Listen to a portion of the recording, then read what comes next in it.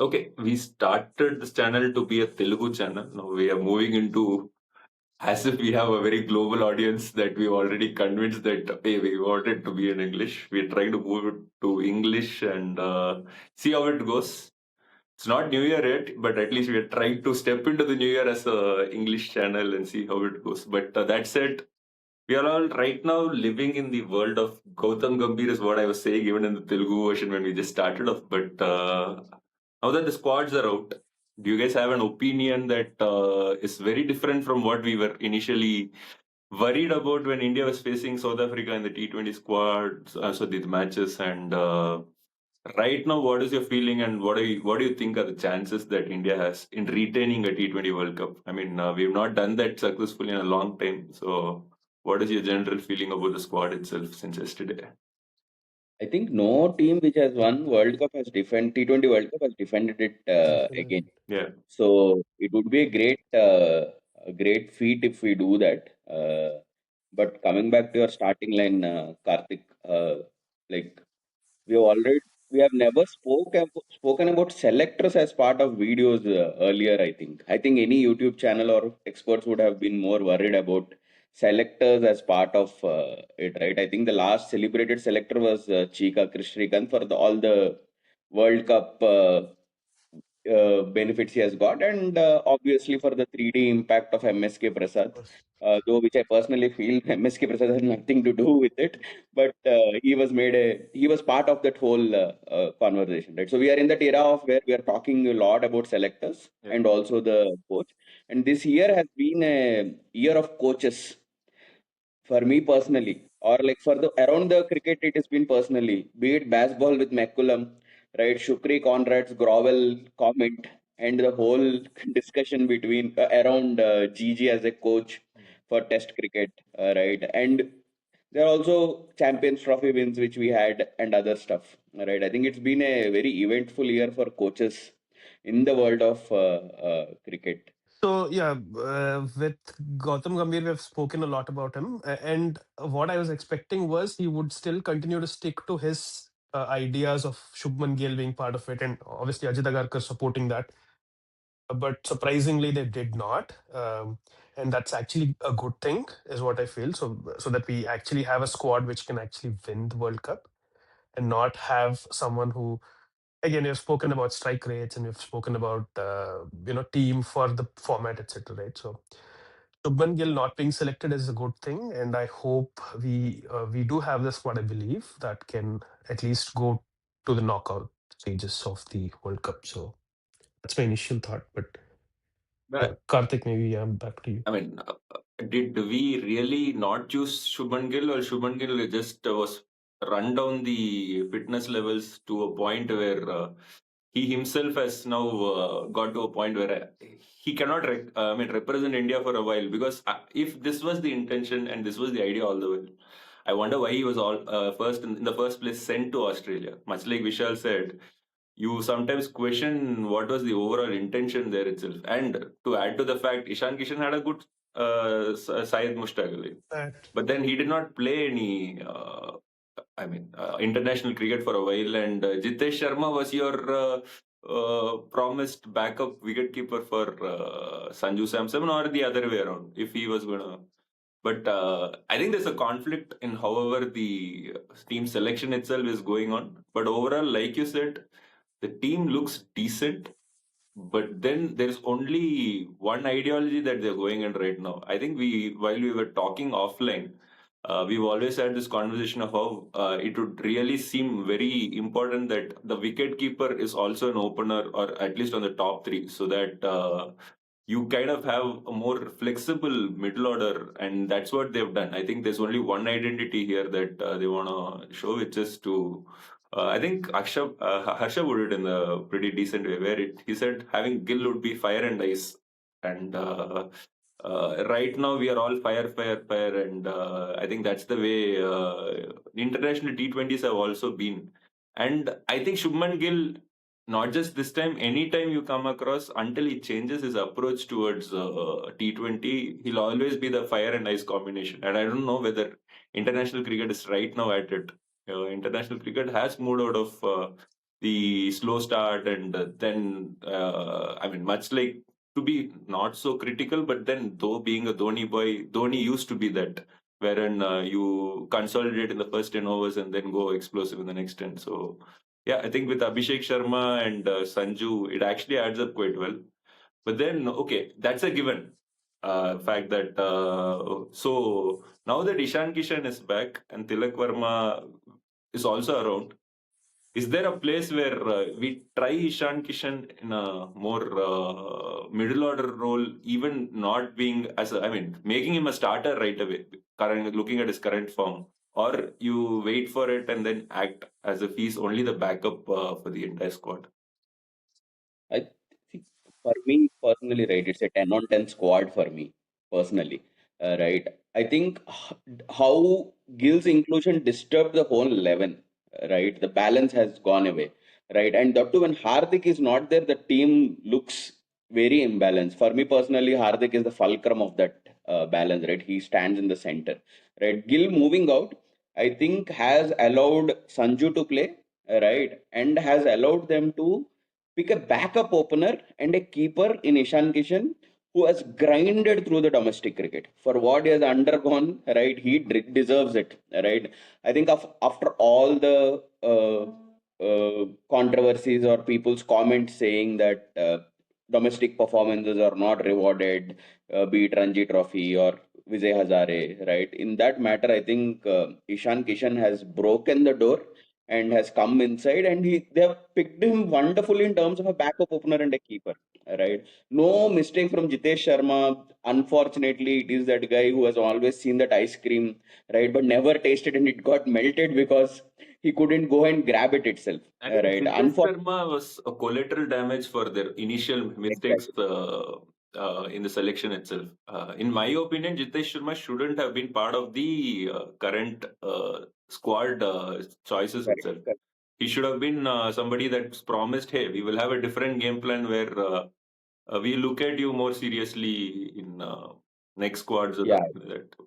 And he was a backup keeper majorly for every tournament he has played. That was the reason which has got him there also. He's unfortunate, pure unfortunate for him not to miss out. You can't say anything to him to console him, is personally is what I feel.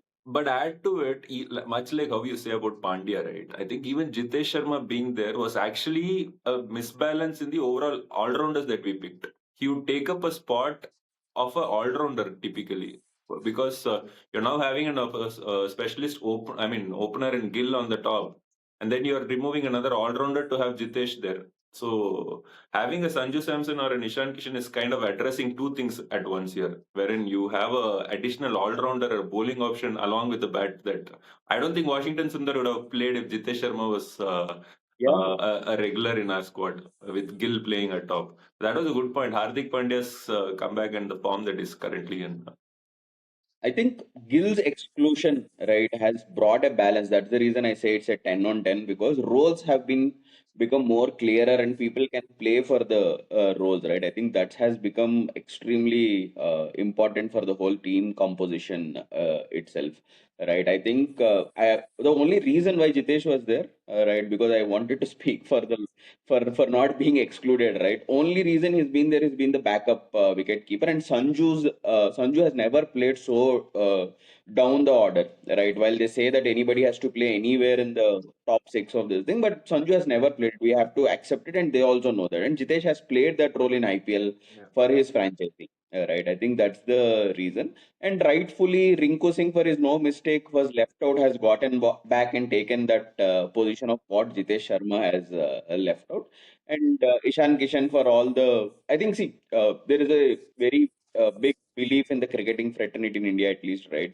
You win Ranji trophies, you get knocking onto the Indian team. You win SMAT, you get knocking onto the Indian team, right? I think that's a clear example of what is happening. I think Robbie Uthappa has told in a lot of his interviews. I think these are things why Ishan Kishan has come down banging the doors also, right? So that's my overall view.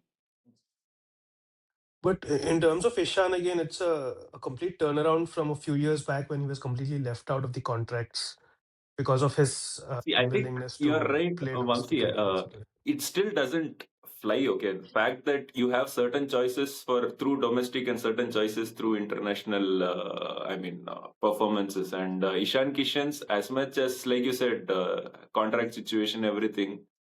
I don't know if Ishan itself hoped that he was going to get picked in the first place.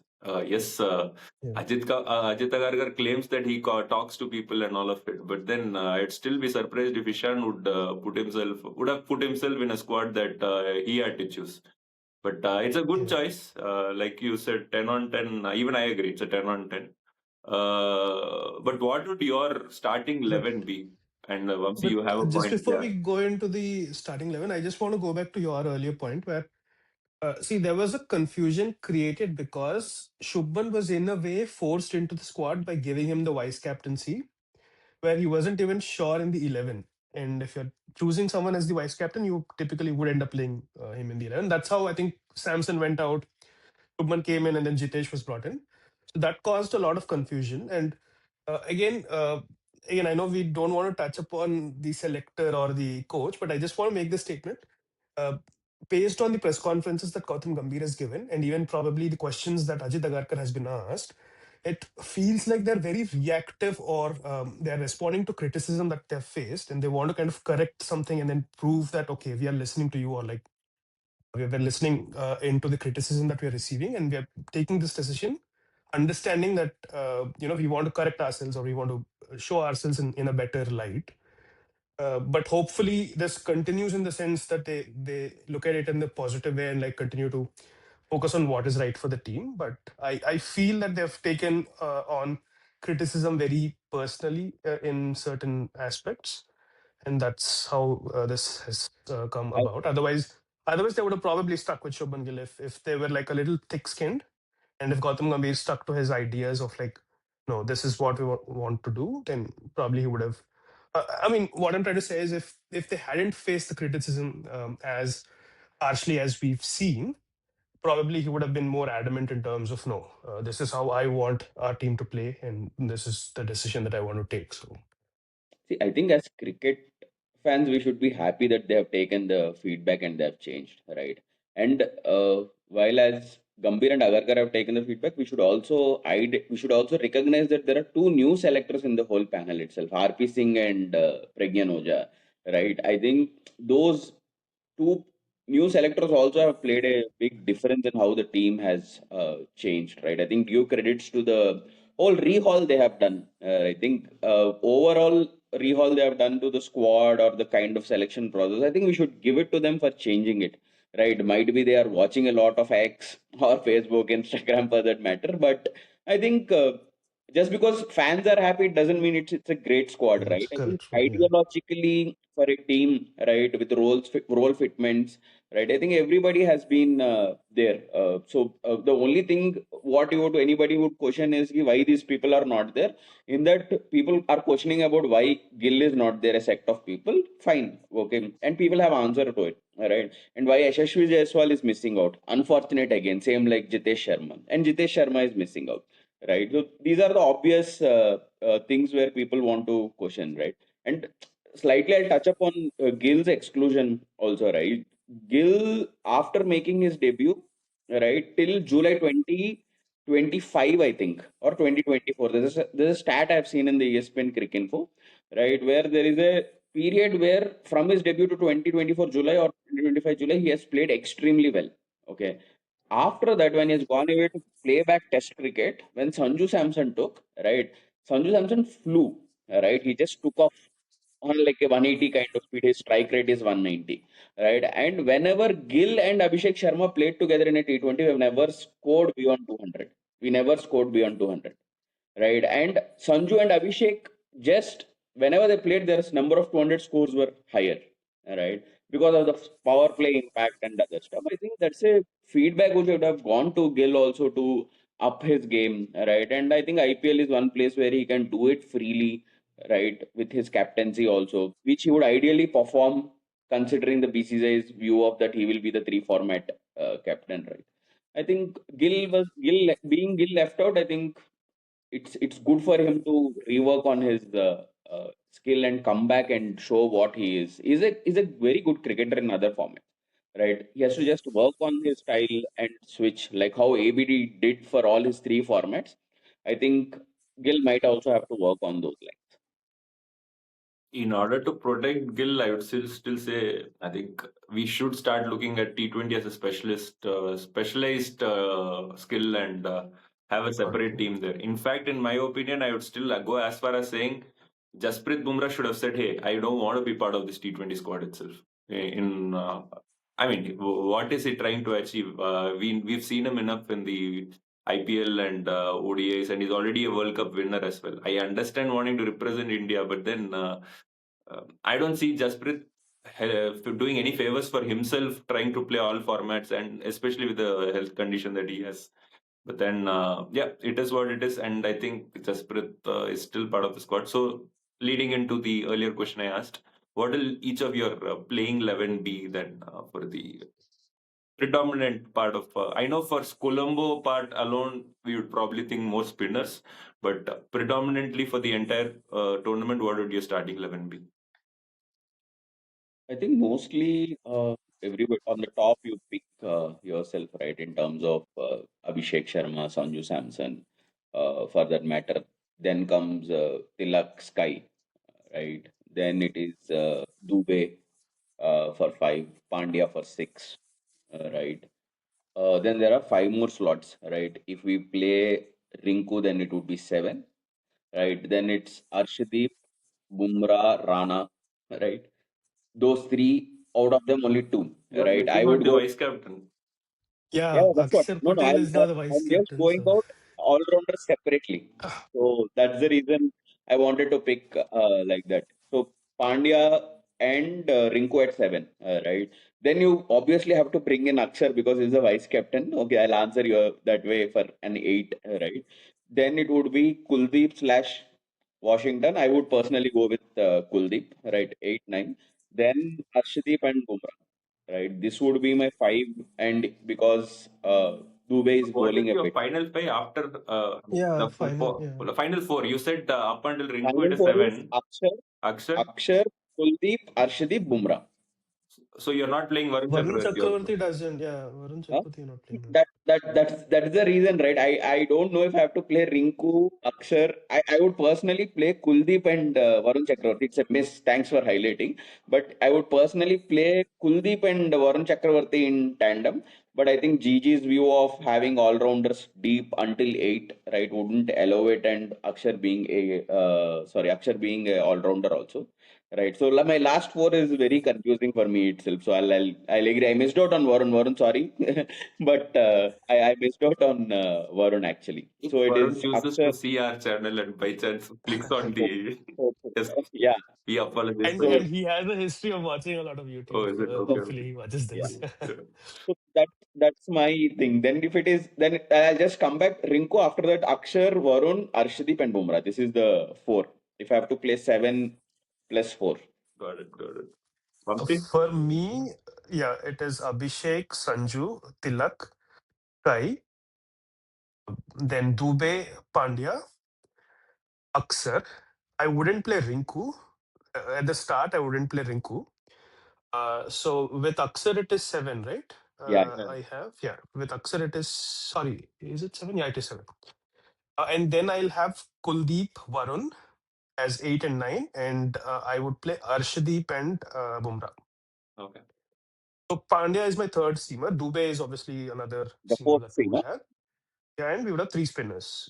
And finishers, obviously, Dubey and Pandya, I'm relying on in terms of finishing. So Rinku will not get initially, but if things don't work out, then maybe I'll try and include Rinku later in the tournament. Okay. I think I'll make only one change with what you said, Vamsi. I'll probably not have start with Akshadeep this season. I'll start with Washington Sundar there, and I will have Dubey, Pandya, and Washington to start the power play overs, and retain the others for the middle overs and the finish death bowling.